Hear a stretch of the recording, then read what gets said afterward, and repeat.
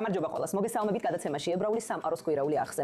I24 ნიუსის ინგლისურ არხზე. მე ემილი ფრენსისი ვარ. ყოველ კვირას ჩვენ ვამახვილებთ ყურადღებას ამბებზე, საკითხებზე და პიროვნებებზე, რომლებიც საინტერესოა ებრაული თემისთვის, როგორც ისრაელში, ასევე დიასპორაში, გლობალურ ებრაულ საზოგადოებაში. და როგორც ყოველთვის ვიცრებს ჩვენი კვირის მთავარი ამბებით ებრაული სამყაროდან. მიხილეთ. ავსტრალიელმა მოსამართლემ დაადგინა, რომ ვიდეო მტკიცებულება, რომელიც გავრცელდა ანტისემიტური შინაარსის ვირუსული ვიდეოდან, სასამართლო პროცესზე გამოყენებული ვერ იქნება. ჩანაწერში ნაჩვენებია ორი ექთანი უნიფორმაში, რომლებიც ისრაელელ კონტენტ კრეატორს ესაუბრებიან ონლაინ ვიდეო ჩატის ფორუმზე და აცხადებენ, რომ ისინი მოკლავენ და უკვე მოკლეს ისრაელელი პაციენტები. სასამართლომ დაადგინა, რომ ის არასწორად იქნა მოპოვებული მონაწილეთა თანხმობის გარეშე და ახალი სამხრეთ უელსის კანონმდებლობის მიხედვით მტკიცებულებად არ მიიღეს. პროკურორებს ახლა სხვა მტკიცებულებებზე უწევთ დაყრდნობა, მათ შორის ჩანაწერის ავტორის ჩვენებაზე. კარაკასში დამანგრეველი მიწისძვრების შემდეგ ისრაელმა ვენესუელაში დახმარების მისია გაგზავნა. არასამთავრობო ორგანიზაცია ისრაიდმა საგანგებო ჯგუფი გაგზავნა სწრაფი რეაგირებისა და ფსიქიკური ჯანმრთელობის მხარდაჭერისთვის, განსაკუთრებით დაახლოებით 500 იძულებით გადაადგილებული ებრაული ოჯახის დასახმარებლად. ვენესუელაში ათასობით ადამიანი დაიღუპა, ხოლო კიდევ უფრო მეტი უსახლკაროდ დარჩა. და ბოლოს კლაივ დევისი, ებრაული წარმოშობის როკ-ენ-როლის ლეგენდარული პროდიუსერი, რომელიც იანის ჯოპლინის, ბრიუს სპრინგსტინისა და ბილი ჯოელის უკან იდგა, 94 წლის ასაკში გარდაიცვალა. მისი აღმავლობებითა და ვარდნებით სავსე კარიერა მრავალი აღმავლობითა და ვარდნით გამოირჩეოდა. მისივე მუსიკალურმა ლეიბლმა, CBS Records-მა ერთხელ უჩივლა მას, რადგან სავარაუდოდ $1000 მიითვისა პირადი ხარჯებისთვის, მათ შორის შვილის ბარმიცვასთვის. შემდეგ მან აღიდგინა კარიერა, დაარსა ლეიბლი Arista და კონტრაქტი გააფორმა Aretha Franklin-თან და ახალგაზრდა Whitney Houston-თან. ნიუ-იორკის მერის ზოჰრამ მანდანის პროგრესული კამპანია კიდევ უფრო ძლიერდება. მას შემდეგ, რაც დემოკრატიული სოციალისტების მემარცხენე ფრთამ, რომელსაც მან მხარი დაუჭირა, წარმატებას მიაღწია აშშ-ის კონგრესის დემოკრატიულ პრაიმერისში. ორი პრო-პალესტინური და აშკარად ანტი-ისრაელელი კანდიდატი ახლა ერთი ნაბიჯით არიან დაშორებული მანჰეტენის ზედა ნაწილის, ბრონქსის, ქუისისა და ბრუკლინის რაიონების წარმომადგენლობას. აი მეტი ინფორმაცია ჩემს რეპორტაჟში. მერის ზორან მამდანის გვერდით მდგომმა დარია უზაავილა შევალიერმა ნიუ-იორკის პროგრესული მოძრაობისთვის მნიშვნელოვანი გამარჯვება მოიპოვა. მე ვხედავ ჩვენს მომავალს. მე ვხედავ ნიუ-იორკს, სადაც ყველა შეგიძლია ცხოვრება. მე ვხედავ ნიუ-იორკს, რომელიც ნამდვილად ზრუნავს თავის ბავშვებზე და არა ბობებზე. 32 წლის სამ დაამარცხა ნიუ-იორკის მე-13 ოლქის 5-ვადიანი მოქმედი წარმომადგენელი, რომელიც მოიცავს ზემო მანჰეტენსა და ბრონქსს. სიჩუმე მჭირდება. დოქტორანტმა ღიად დააფიქსირა თავისი ანტი-ისრაელური პოზიცია. მონაწილეობდა აქციებში 7 ოქტომბრის ხოცვა-ჟლეტიდან რამდენიმე დღეში, ასევე კოლუმბიის უნივერსიტეტის კარვების ბანაკებში არჩევნების დღემდე. ასევე მამდანი მხარი დაუჭირა დემოკრატ სოციალისტ კლერ ვალდეს, რომელმაც მოიპოვა პრაიმერის გამარჯვება ნიუ-იორკის მე-7 ოლქში, რომელიც მოიცავს ბრუკლინისა და ქუისის ნაწილებს. ისრაელის გენოციდში დადანაშაულების საკითხშიც ის აქტიურად გამოდის. მერი მამდანიც მხარს უჭერდა ებრაელ მემარცხენე კონგრესის კანდიდატ ბრედ ლანდერს და ნიუ-იორკის შტატის ასამბლეის კანდიდატ ილაპია სარიტუპაკს. ნახსოვთ სიტყვები: თავისუფლება სიღარიბისგან, თავისუფლება შიშისგან, აღმსარებლობის თავისუფლება. გახსოვთ ამ ყველაფრის დიდი ნაწილი, რაც ადრე დემოკრატად ყოფნის არსს წარმოადგენდა. დროა, ეს იდეები ისევ დავაბრუნოთ. ბრედ ლანდერი, ქალაქის ყოფილი კონტროლიორი, მამდანის ერთ-ერთი ყველაზე გამორჩეული ებრაელი მოკავშირეა. მან დემოკრატიული პარტიის პრაიმერის გამარჯვება ნიუ-იორკის მე-10 ოლქში უზრუნველყო, რომელიც ქვედა მანჰეტენსა და ბრუკლინის ნაწილებს მოიცავს. ამ პოლიტიკის მთავარი აზრი ისაა, რომ არავის ადამიანურ ღირსებაზე არ თმობთ კომპრომისს. ამ მომრჩევლები, რომლებიც არ სურთ 2000 ფუნტიანი ბომბების გაგზავნა ბავშვების მოსაკლავად ღაზაში, არ აპირებენ კომპრომისზე წასვლას არავის ადამიანურ ღირსებაზე და ჩვენც არ გვჭირდება ამის გაკეთება აქ. ასევე მან დაამარცხა ებრაელი, 2 ვადით არჩეული მოქმედი დეპუტატი დენ გოლდმანი. ახლა ხან დაურეკე ბრედს და მიულოცე გამარჯვება. უსურვე წარმატებები, როცა ის ამ შესანიშნავი ოლქის წარმომადგენლად გადადის. გარდაცვლილი პრეზიდენტის ჯონ ფ. კენედის შვილიშვილი ჯეკ შლოსბერგი აქტიურად იბრძოდა აპერ კვესტ-საიდზე იმ ადგილისთვის, რომელსაც 30 წლის განმავლობაში იკავებდა კონგრესმენი ჯერი ნადლერი, თუმცა უშედეგოდ. 33 წლის ჯეკი იმედოვნებს, რომ ამერიკის მომავალში დემოკრატების ახალი ახალგაზრდა თაობა გამოჩნდება. ჩვენ მხოლოდ უფრო ახალგაზრდა და კანდიდატები კი არ გჭირდება, არამედ განსხვავებული ლიდერები გჭირდება, განსხვავებული პოლიტიკა გჭირდება. ჩვენ გჭირდება განსხვავებული ხედვები ამ ადამიანების ცხოვრებაზე. ადამიანები, რომლებიც უფრო მზად არიან ღიად ისაუბრონ ცხოვრების ღირებულებაზე, კორუფციაზე და უშიშრად კონსტიტუციაზე. მას შემდეგ, რაც გერმანია სრულად შეიცვალა და გახდა ევროპის ერთ-ერთი ყველაზე აქტიური მხარდამჭერი ისრაელისა, მიუნხენში ახალი ჰოლოკოსტის საგანმანათლებლო ცენტრი იგეგმება. ინიციატივა, რომელიც 2023 წელს იად ვაშემმა წამოაყენა, მხარდაჭერა მიიღო გერმანიის კანცლერის ფრიდრიხ მერცისგან. ეხლა ჩვენთან ერთად იერუსალიმიდან ერთვება იად ვაშემის თავმჯდომარე დანი დაიანი. გამარჯობა და მადლობა რომ აქ ხართ. გამარჯობა, მადლობა მოწვევისთვის. ეს ნამდვილად საგულისხმო სიტუაცია. აშკარად ძალიან მნიშვნელოვანი ამბავია. გაგვიხსენით, რატომ იყო ეს იად ვაშემის მნიშვნელოვანი ინიციატივა და რამდენ ხანს მუშაობდით მასზე, სანამ 2023 წელს წარადგენდით? ჩვენ ეს იდეა აქ დიდი ხნის განმავლობაში ტრიალებდა, მაგრამ როცა 2023 წლის იანვარში ბერლინში ვიმყოფებოდი, ეს იდეა ორ პიროვნებას ნამდვილად შევთავაზე. მაშინდელ კანცლერს ოლაფ შოლცს და მაშინდელ ოპოზიციის ლიდერს ფრიდრიხ მერცს ორივემ ეს იდეა აღფრთოვანებით მიიღეს. უნდა ვთქვა, რომ როდესაც ბატონმა მერცმა ბატონ შოლცი კანცლერის პოსტზე შეცვალა, გადასვლა შეუფერხებლად მოხდა. ჩვენ საკმაოდ მნიშვნელოვან დროს დაუთმეთ საფუძვლიანი განხორციელებადობის კვლევას. ჩვენ რამდენიმე შესაძლო ადგილმდებარეობა განვიხილეთ, რადგან თავიდანვე საკმაოდ ნათელი იყო, რომ ეს ბერლინში არ იქნებოდა. იქ უკვე საკმარისი ჰოლოკოსტის მემორიალური ინსტიტუტებია და ბოლოს გადავწყვიტეთ, რომ ის მიუნხენში, ბავარიაში განთავსებული იყო, ხოლო მისი განყოფილება ლაიფციგში, საქსონიაში. საინტერესოა ეხლა ხომ იცით, ასევე ეხლა ბევრ გერმანელს ხვდები, რომლებიც იმ ადამიანების შვილიშვილები არიან, ვინც ეს საშინელებები ჩაიდინა. და მართლა გძნობ, რომ ახალგაზრდები, სუნცირე ჩემი გამოცდილებით, იცი რცხვენიათ თავიანთი წინაპრების. მიიღებენ თუ არა ისინი ებრაულ განათლებას გერმანიაში. ამ თემაზე და ეს ყველასთვისაა განკუთვნილი თუ ძირითადად ხომ იცით გერმანიაში მცხოვრები ადგილობრივებისთვის. კი, რა თქმა უნდა, ეს ჰოლოკოსტის ებრაულ პერსპექტივას მიიტანს დამნაშავეთა მიწაზე და ამის თქმა მარტივი არ არის. იად ვაშემი არის ჰოლოკოსტის ინსტიტუტი, რომელიც მსხვერპლებს წარმოადგენს, ხოლო გერმანიანი არის დამნაშავეთა ქვეყანა. მაგრამ იცით, თქვენ საუბრობდით ბაბუებზე, ან დიდი ბაბუებზე. მნიშვნელოვანია ჩემთვის თქვა და ამას ყოველთვის აღვნიშნავ გერმანიის ხელისუფლებასთანაც, რომ დღეს გერმანია მრავალეთნიკური, მრავალკულტურული საზოგადოებაა. მაგრამ გერმანიის მოქალაქეობასთან ერთად უნდა მოხვებოდეს გარკვეული ღირებულებები, ვალდებულებები, მოვალეობები და ცოდნა. ეს არ არის დამოკიდებული იმაზე, სად იყო თქვენი ბაბუა მეორე მსოფლიო ომის დროს, შოას პერიოდში. მიუნხენის ცენტრი, იცხაკ რაბინის ცენტრი მიუნხენში და მისი განყოფილება ლაიფციგში მოემსახურება მთლიანად გერმანიის ფედერაციულ რესპუბლიკას და ალბათ მეზობელ ქვეყნებსაც. ის სპეციალურად იქნება შექმნილი სტუდენტებისთვის, ახალგაზრდა სტუდენტებისთვის, სკოლის მოსწავლეებისთვის, უნივერსიტეტის სტუდენტებისთვის, მაგრამ ასევე გერმანიაში ფართო საზოგადოებისთვისაც. ეხლა ესევე როგორც იცით, ჩვენ ხედავთ გადარჩენილების რაოდენობის შემცირებას, რომლებიც ჯერ კიდევ ცოცხლები არიან. ესეც არის ამის ნაწილი. იქნებიან დარჩენილი ჰოლოკოსტის გადარჩენილები ცილებიც, რომლებიც ასევე მიიღებენ მონაწილეობას, ან მოვლენ და გამართავენ გამოსვლებს. ესეც არის საგანმანათლებლო ცენტრის ერთ-ერთი მიზანი. არა, აუცილებელი არ არის, იცით, სამწუხაროდ, მაგრამ გარდაუვალია, რომ რამდენიმე წელიწადში ასე იქნება. ზუსტად არ ვიცი რამდენი, მაგრამ ჩვენ თაობათა გზაჯვარედინზე ვიმყოფებით.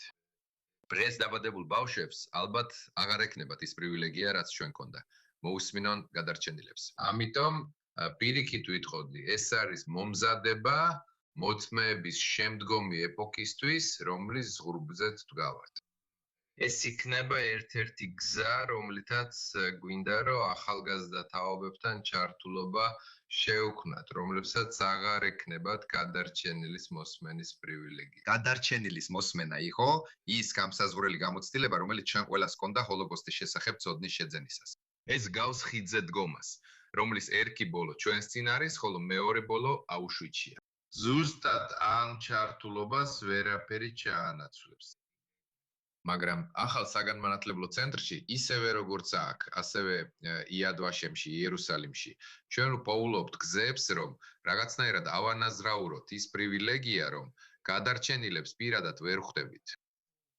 დაიცით, კიდევ ერთი ბოლო რამ, რაზეც მინდა ვისაუბრო. ვგულისხმობ, ეს უარყოფითი რეაქციის გარეშე ახდება. იყვნენ ადამიანები, ვინც გააკრიტიკა ეს. ამბობენ, რომ ამ ინიციატივის გამიჯვნა მთავრობისგან შეუძლებელია. იცით, ეს მედიასთანაც ითქვა. თქვენ რას ფიქრობთ?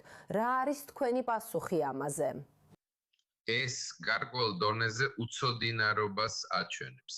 იად ვაშემი არ არის ისრაელის მთავრობის სააგენტო, ეს არის სახელმწიფოს სააგენტო, მაგრამ არა მთავრობის, ასე ვიტყოდი კიდეც. ეს არის ებრაელი ხალხის სააგენტო, არა მხოლოდ ისრაელის სახელმწიფოსი. ჩვენ სრულიად დამოუკიდებელი ინსტიტუცია ვართ, არ ვიღებთ მითითებებს, ბრძანებებს ან პოლიტიკის შესახებ ბრიფინგებს მთავრობისგან. ჩვენ 100%-ით ერთგულნი ვართ ისტორიული სიზუსტის, ჰოლოკოსტის ისტორიულად ზუსტი გახსენების მიმართ. და უამრავი უთვალავი შემთხვევა ყოფილა, როდესაც პოლიტიკის საკითხებში უთანხმოებები იყო იად ვაშემსა და ისრაელის მთავრობას შორის. როდესაც ჩვენ შორის მხოლოდ ისრაელის სახელმწიფოს საჭიროებებსა ან პოლიტიკასა და ისტორიულ სიზუსტეს შორის არსებობს განსხვავება, ჩვენ ყოველთვის ისტორიული სიზუსტის მხარეს ვიხავით და ვიქნებით. კარგი, დიდი მადლობა დანი დაიანი, იად ვაშემის თავმჯდომარე. მადლობთ. თუ იყენებთ სოციალურ მედიას, კერძოდ X, Instagram-ს და TikTok-ს, შეიძლება შენიშნეთ, რომ თქვენს ფიდებზე სიტყვა გოის გამოყენება გაიზარდა. ეს სიტყვა ებრაელებს დიდი ხანია, რაც არაებრაელების აღსაწერად გამოიყენება, მაგრამ ეხლა ის მიტაცებულია უკიდურესად მემარჯვენე ონლაინ საზოგადოებების მიერ, როგორც ფრაზა რერეოტიპებს, ანტისემიტურ სტერეოტიპებს ავრცელებს. ჩვენს ჯო ბრაუნს მეტი ინფორმაცია აქვს. მინდა რაღაც გითხრა, სანამ გოიმებმა გაიგეს და უნდა შევაჩეროთ ეს.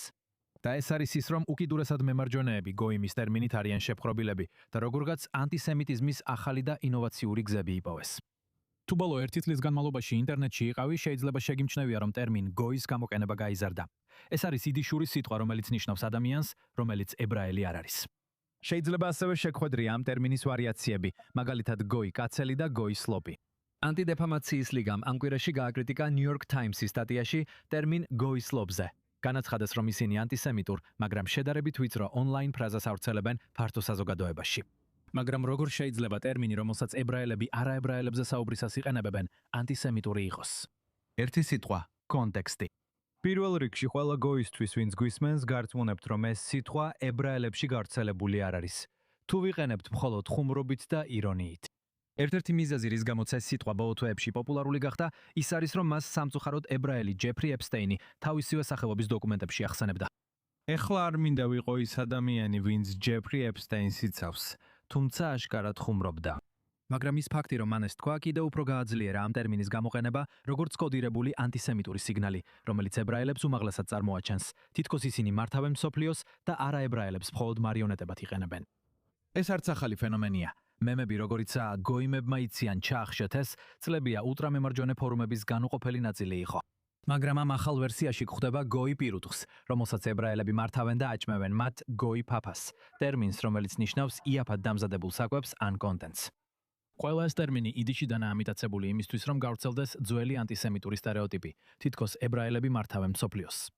რომელი ეთნიკური ჯგუფი ფლობს მედია კომპანიების 85%-ის? მე ვიტყოდი თეთრკანიანები. არა, ებრაელები. რომელი ეთნიკური ჯგუფია მსხვილი კორპორაციების აღმასრულებელი დირექტორების 80%? და სწორედ აქ არიან უკიდურესად მემარჯვენეები, ჭკვიანები თავიანთი ანტისემიტიზმით. ისინი მას მალავენ ირონიის, მიმების და შიდა ხუმრობების ფენებში. ეს საზღვრების განზრახ-წაშლა ართულებს ამის შემჩნევას და ამ ტერმინებს ზეთაობისა და მუდმივად ონლაინ მყოფთამეტყველებაში ამკვიდრებს. იმ New York Times-ის სტატიაში, რომელიც ვახსენე და სადაც ADL ამაზე იყო შეპყრობილი, მათ მოიყვანეს 15 წლის სკოლის მოსწავლის სიტყვები, რომელმაც თქვა, რომ მისი კლასის დაახლოებით 70% იცნობს ამ ფრაზას. თუმცა მხოლოდ ბუნდოვნად ესმით, რომ ეს შეიძლება ებრაელებთან იყოს დაკავშირებული. მაგრამ მაინც იტყვიან ამას, რადგან ეს მემიას. ეს ტაქტიკა უკიდურეს მემარჯვენეებს უკვე 10 წელზე მეტი აქვთ. იყავი აშკარად ანტისემიტი, მაგრამ დამალე ეს ხუმრობაში. ასე რომ თუ ვინმე ამის გამო პასუხს მოგთხოვს, შეგიძლია უთხრა: დამშვიდდი, აშკარად უბრალოდ ხუმრობაა. შემდეგ ეს ხდება შიდა ხუმრობა და ასე მივედით დღევანდელ მდგომარეობამდე. მაშ, რა შეგვიძლია გავაკეთოთ ამაზე? სინამდვილეში არაფერი. თუ ეტყვით, რომ შეწყვიტონ და ვაჩვენებთ, რომ გვტკივა, ეს კიდევ უფრო წაახალისებს მათ. თუ უგულებელ ყოფთ, ეს გაიზრდება და ანტისემიტიზმი კიდევ უფრო ღრმად შეაღწევს ჩვენ საზოგადოებაში. ერთადერთი რაც შეგვიძლია გავაკეთოთ არის ის, რაც ყველაზე კარგად გამოგვდის. გაგრძელეთ გოიმების კონტროლი. კარგი, გადავდივართ სხვა თემაზე. ერთ-ერთი ყველაზე მცირე რელიგიური საზოგადოება მსოფლიოში სამარიტელები. ახლახან აღნიშნავდნენ შავუოთის დღესასწაულს, უძველეს რიტუალს, ღამის ლოცვებით და ამაღელვებელი ასვით წმინდა გერიზიმის მთისმცვერვალზე მზის ამოსვლისას.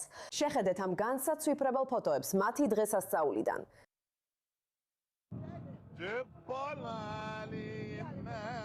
გერიზიმის მთაზე ადრიანი განთიადია. ქარიატანს მპოერს და ფერმქთალ დილის სინათლეს ლოცვის ხმაზე. სამარიტელი მორწმუნეები მთის წვერზე მღერიან ზღვის სიმღერას. შავუოთს ზეიმობენ მთელი ღამე სიმღერითა და თორას შესწავლით. ლოცვები დაიწყო შუაღამით სოფლის სინაგოგაში ქირიათ ლუზაში, დასავლეთ სანაპიროზე. სანამ მორწმუნეები მთის წვერზე ასვლას დაიწყებდნენ, მხოლოდ ლოცვისთვის ჩერდებოდნენ. და საბოლოოდ მიადგნენ წმინდა ადგილს, სადაც სამარიტელები თვლიან, რომ აბრაამი გამოიცადა და სადაც იესო ნავემქვის სამსხვერპლო დააყენა. სამარიტელთა თორას ვერსიით, სწორედ ეს გააკეთა იესო ნავეს ძემ, როცა იორდანეს გადალახა. მან მაშინვე ააგო სამსხვერპლო გერიზიმის მთაზე და 12 ქვა თავის ადგილას დააწყო. ეს უძველესი რიტუალია.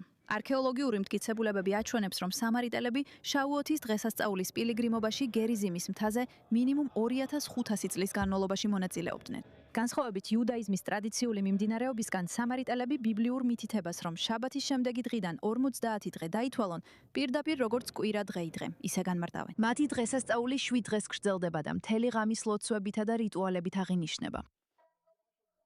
სამარიტელთა საზოგადოება სინამდვილეში მთელი ერის შთამომავლობაა, რომელიც არსებობდა, ჰყავდა საკუთარი ენა, საკუთარი დროშა, საკუთარი ისტორია, როგორც ყველა ხალხი და ერი განისაზღვრება. და ჩვენი მცნებაა შევინარჩუნოთ ნაპერწკალი და გადავცეთ ჩირაღდანი თაობიდან თაობას. როგორც ვცდილობ, ეს ჩემს შვილებსა და შვილიშვილებსაც გადავცე. მე ვარ 126 თაობა და ჩემი შვილები არიან 127 თაობა. და ჩემი შვილიშვილები არიან 128 თაობა ამ ქვეყანაში. მენაშეც ადგა ეკუთვნის 4 ოჯახიდან ერთ-ერთს, რომლებიც ისრაელში სამარიტელთა საზოგადოებას ქმედოებას ქმნიან. ჩვენ ფაქტობრივად ყველაზე პატარა საზოგადოება ვართ მსოფლიოში, მიუხედავად იმისა, რომ ოდესღაც 2 მილიონი ადამიანი ვიყავით.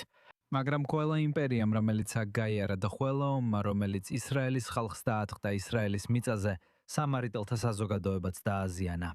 ჩვენ ჩავედით ყველაზე დაბალ ნიშნულზე, ოდნავ მეტი ვიდრე 100 ადამიანი ვიყავით და მადლობა ღმერთს, დღეს 21 საუკუნის დასაწყისში ჩვენ ვართ საზოგადოება, რომელიც 905 ადამიანს ითვლის.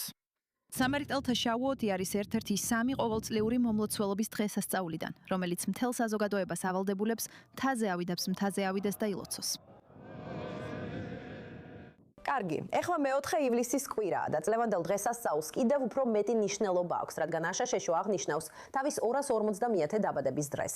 და მიუხედავად იმისა, რომ წელს აშშ-ში პოლიტიკურად საკმაოდ დიდი პოლარიზაცია, მე-4 ივლისი მაინც არის დღესასწაული, რომელიც განკუთვნილია ოჯახთან და მეგობრებთან ერთად საზეიმოდ, აღსანიშნავად ტრადიციული ფეიერვერკებითა და ტრადიციული ამერიკული soul-food-ით. და ჩვენთვის, ემიგრანტებისთვის აქ ისრაელში, ეს კიდევ უფრო აღძრავს ჩვენს გემოვნულ შეგრძნებებს. ასე რომ, ჩვენი საყვარელი ნუგბარი მოგვინდა. ეხლა ჩვენთან სტუდიაში შემოგვიერთდნენ 2 ძმა, რომლებიც დიდი, მრავალრიცხოვანი ოჯახის წევრები არიან.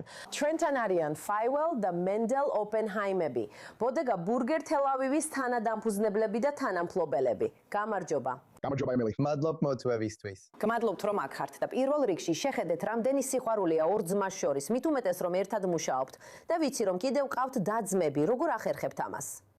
იცით ძალიან სასაცილოა რომ ამას ამბობთ. ყველაფერი მშობლებზეა დამოკიდებული. კარგი, ანუ კარგი მშობლები გყავთ. დაჯერეთ, ესეა. ხშირად გვეკითხებიან, როგორ მუშაობთ და თანამშრომლობთ თქვენს და-ძმებთან. მე კი ყოველთვის ვეკითხები, როგორ არ მუშაობთ თქვენს და-ძმებთან. ნდობა. ერთად მუშაობთ. ერთმანეთს ვუჭერთ მხარს და გვიყვარს ერთმანეთი. აი ესე. თქვენ იზრდებოდით ისრაელში, მაგრამ თქვენი მშობლები ამერიკელები არიან.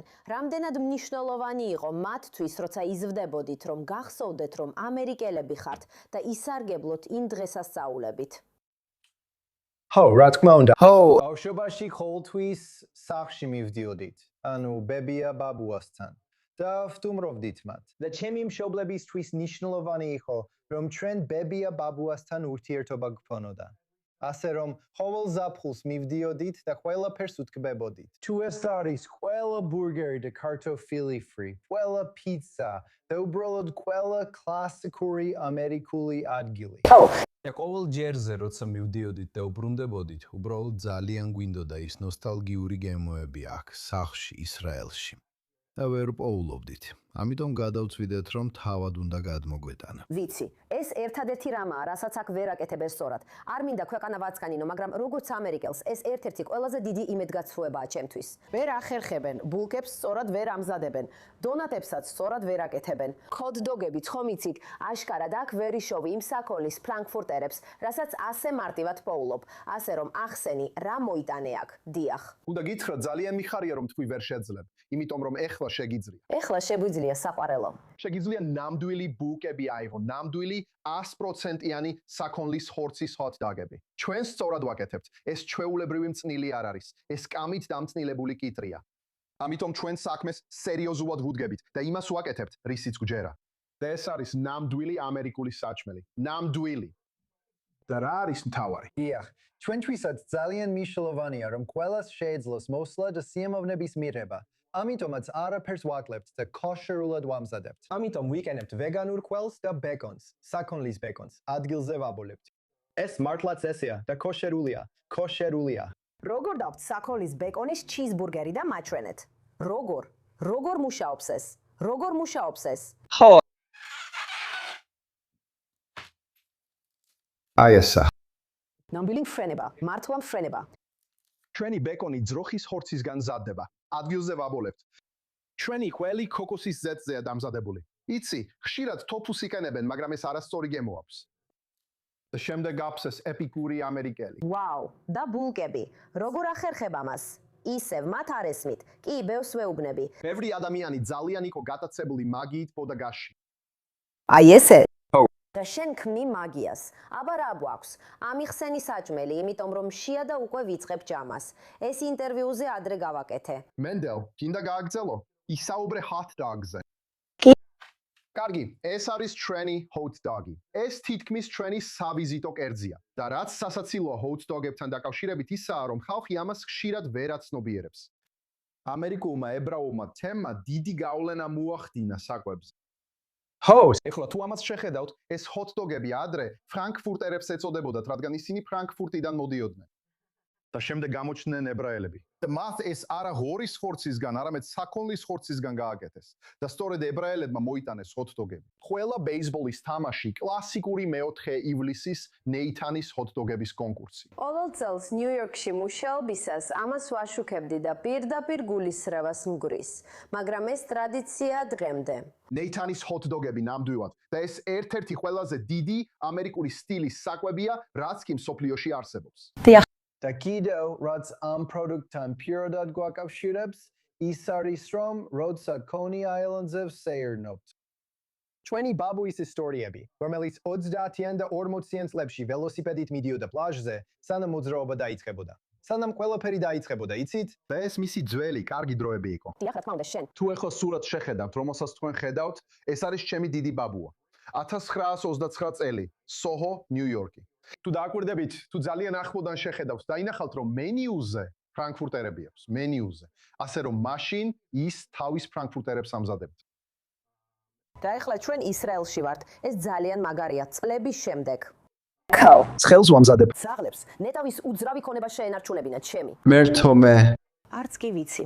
უბრალოდ არავინ იცოდა, რომ სოჰო რა გახდებოდა, იცი, საუკუნის შემდეგ. კარგი, ეხლა აგიხსენი ბურგერებიც და მაგრამ ეს ყველაფერი სიყვარულით და შენი საიდუმლო რეცეპტითაა გაკეთებული. ეს ისეთია, როგორც Big Mac-ი, რომელსაც არავის გაუმხელ. საიდუმლო соуსის რეცეპტი ჩვენთვისაა, რომ ვისიამოვნოთ და არ ვიცოდეთ, როგორ ამზადებ მას. ზუსტად ასეა. მაგრამ კიდევ ერთი რამ რაც უნდა იცოდე, რასაც ჩვენ ბოდეგაში ვაკეთებთ არის smash ბურგერები. ეხლა ჩვენ მხოლოდ smash ბურგერებს ვაკეთებთ, იმიტომ რომ ეს ჩვენი ნოსტალგია. სულ ამაზე ვსაუბრობთ. შტატებში ჩავფრინდებოდით, მამაჩემის წლები მუშაობდა ტექნოლოგიებში. დაჯერება გინდა თუ არა, როცა Shake Shack-ი ძალიან პოპულარული გახდა, ის სპეციალურად ჩადიოდა Shake Shack-ში შედიოდა. იმიტომ რომ მესამე ტერმინალში იყო Shake Shack-ი, ჩადიოდა Shake Shack-ში შედიოდა. JFK ჩანთებით. Ho! და უთვალავი რაოდენობის hot-dog-ის პური მაგალითად. ჩვენ დამატებითი ჩანთაც გვაქვს, ასე რომ ამასაც უნდა მიხედო, კარგი? და სანამ დრო გაგვივა, ქათამიც გვაქვს. დოქტორ პეპერის პიტნა გვაქვს. ვინ იცოდა, უბრალოდ ვზეიმობთ, დოქტორ. Pepperis დაბადების დღეს. მგონი აპრილში იყო. რამდენი წლისაა ეს? მისთვის 25 წლისა ან რაღაც ეგეთი. ვაუ, ხო! ჩვენ დაბადებისთვის თველება მოვაწვეთ და ძალიან კარგად გავერთეთ. საოცარია. კარგი, მადლობა. 4 ივლის ღია იქნებით? კი. შაბათ საღამოს. აი ესე, რა თქმა უნდა. ჩვენ ასევე ვთავაზობთ hot dog-ის ნაკრებს, ასე რომ შეგიძლიათ სახლში გააკეთოთ და სწორად მოამზადოთ თქვენი hot dog-ები. საოცარია. ძალიან სასიამოვნოა სტუდიაში თქვენი ყოფნა. მადლობა რომ დამპატიჟეთ თქვენ ორივეს. დიდი მადლობა. აუცილებლად ეცვიეთ ბოდეგა ბურგერ თელ-ავივს. სად მდებარეობს თქვენი რესტორანი? კარლი მიხიდა 14. აი ასე. დიდი მადლობა ყველას. ვეღარ ვითმენ როდის შევჭამ. მე არა. ვისწავლე გაკვეთილი რომ კამერის წინ არ ვჭამო, რადგან ჩვეულებრივ ტანსაცმელზე რამეს გადავისხამ ხოლმე. დიდი მადლობა ყველას რომ უყურეთ ებრაული სამყაროს ყოველკვირეულ გადაცემას. მე ვარ ემილი ფრენსისი და გილოცავთ მე-4 ივლისს და ამერიკის დაბადების დღეს. ამერიკა 250 წლის გახდა.